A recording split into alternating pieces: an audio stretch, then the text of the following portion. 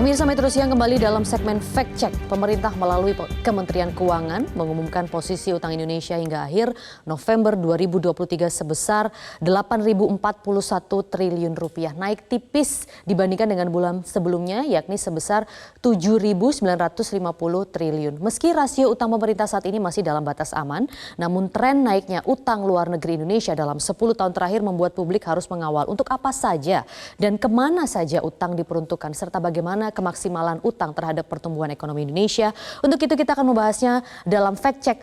Utang pemerintah Indonesia tembus 8.000 triliun di akhir 2023. Kita akan lihat grafis berikutnya pemirsa. Pada akhir November 2023, nilai total utang pemerintah Indonesia ini sebenarnya sudah mencapai 8.041 triliun rupiah. Itu pada akhir November 2023. Dan ini sebenarnya juga tercatat di laporan Kementerian Keuangan yang bertajuk APBN Kita edisi Desember 2023. Nah, jadi sebenarnya capaian utang 8.000 triliun ini adalah 38,11% terhadap produk domestik bruto atau PDB. Dan tercatat di APBN Kita sebenarnya di edisi Desember 2023. Kemudian pemirsa, kita akan lihat juga menurut laporan tersebut juga pemirsa bahwa pada akhir November 2023 mayoritas utang pemerintah ini berupa surat berharga atau SBN. Yakni di sini kalau kita lihat totalnya itu setara dengan 7.124,98 triliun atau sebenarnya 88,61% dari total utang. Jadi paling banyak memang di surat berharga ini. Kemudian utang yang lainnya berupa pinjaman yaitu sebesar 916 triliun atau 11,39% dari total utang. Nah, kemudian pemirsa, Kementerian Keuangan juga menyatakan bahwa sekitar 71,9% dari total utang pemerintah itu berasal dari dalam negeri. Kemudian sisanya yaitu 28,1% itu berasal dari luar negeri.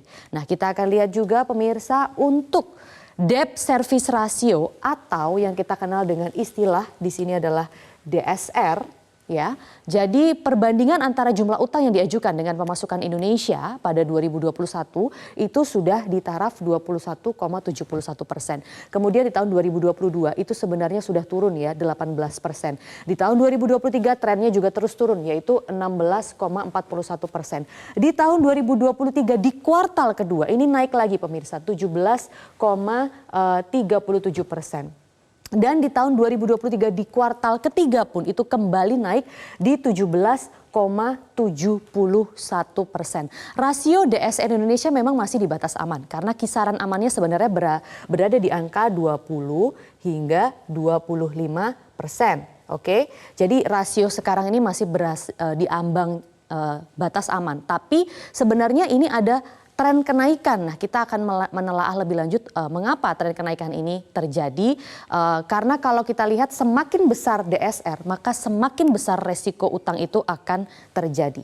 Kita akan lihat juga pemirsa untuk infografis berikutnya. Kami tampilkan ini adalah neraca kenaikan utang Indonesia dalam 10 tahun terakhir dan ini sebenarnya dalam satuan dolar Amerika Serikat. Nah, kita lihat di tahun 2014 ini utang Indonesia saja sudah mencapai 292 miliar dolar Amerika. Kemudian trennya terus naik di tahun 2015 310 miliar dan terus naik sampai di tahun 2020 ini puncaknya naik banyak sekali yaitu sebesar 416 miliar dolar Amerika Serikat. Yang kalau kita kalikan dalam rupiah ini akan jumlahnya ribuan triliun pemirsa. Kemudian di tahun 2021 itu juga sebenarnya sudah ada penurunan ya yaitu 413 miliar. Itu trennya terus turun di tahun 2021 sampai 2023 dan sampai di akhir masa 2023 ini tembusnya 8.041 triliun rupiah jika dikalikan ke rupiah. Lalu pemirsa kita akan juga melihat untuk apa sajakah sebenarnya utang Indonesia ini. Ternyata utang Indonesia ini paling banyak terjadi dan digunakan untuk penanganan pandemi COVID-19 ya. Kalau kita tahu memang pemirsa ya pada saat pandemi COVID-19 ini terlihat memang ya dalam grafis sebelumnya, saya akan tampilkan kembali dalam grafis sebelumnya di tahun 2020 memang ini terjadi kenaikan masif utang Indonesia itu terjadi karena pandemi COVID-19 dan memang paling banyak dianggarkan untuk pandemi COVID-19 utang Indonesia. Kemudian tentu saja juga ada alokasi proyek masif infrastruktur berupa ada jalan tol, bandara, bendungan, pelabuhan, jembatan dan lain sebagainya. Kita juga akan melihat pemirsa untuk infografis berikutnya bahwa semakin banyak utang berarti juga semakin berkurangnya APBN kita karena harus terserap banyak untuk membayar utang dan juga bunga-bunga utang. Kita lihat misalnya infografis berikut ini, yaitu pada tahun 2023 saja kita harus menanggung sebesar 497 triliun rupiah untuk hanya membayar bunga utang saja pemirsa. Ini baru bunga hutang. Kemudian berikutnya baru anggarannya 432 untuk pegawai, 410 triliun untuk barang dan subsidi 271 triliun, kemudian baru diikuti bantuan sosial 152 triliun. Lalu pemirsa, bagaimana dengan pertumbuhan ekonomi Indonesia kita saat ini? Kita akan lihat, ini adalah infografis berikutnya itu pertumbuhan ekonomi Indonesia saat ini. Apakah juga semakin naik? Ternyata untuk pertumbuhan ekonomi Indonesia juga cenderung stagnan ya. Pada kuartal pertama di tahun 2023 saja Indonesia ini tumbuh 5,03%. Di kuartal kedua sempat naik yaitu 5,17%. Namun di kuartal ketiga tahun 2023 ini terjadi penurunan yaitu hanya 4,94%. Artinya kita ada di bawah 5% lagi. Nah memang pemirsa dengan jumlah utang saat ini berarti per kepala rakyat Indonesia. Ini kalau kita hitung ya di kisaran 270 juta penduduk Indonesia.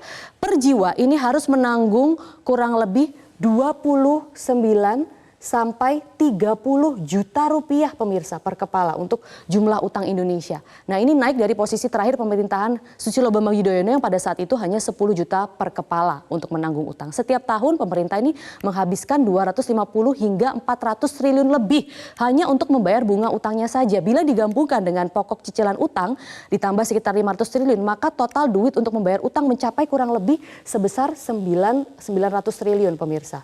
Oke, jadi 900 triliun APBN kita terserap setiap tahunnya untuk membayar utang. Sejatinya utang sesungguhnya bukan menjadi masalah bila digunakan untuk kegiatan produktif dan memberikan manfaat kepada orang banyak. Namun kebocoran anggaran, pengawasan dan transparansi merupakan masalah yang belum bisa terselesaikan dan menambah polemik tidak maksimalnya utang ribuan triliun ini yang trennya naik 52% dalam 10 tahun terakhir. Bahkan KPK ini juga mengatakan pemirsa bahwa anggaran infrastruktur rata-rata dikorupsi sebesar 35%. Bayangkan. Jadi utang-utang ribuan triliun ini juga ada korupsinya, yaitu di salah satunya di proyek infrastruktur sebesar 35%. Dan semoga ada perubahan signifikan di masa kepemimpinan mendatang. Demikian pemirsa, fact check kali ini. Jelajahi cara baru mendapatkan informasi. Download Metro TV Extend sekarang.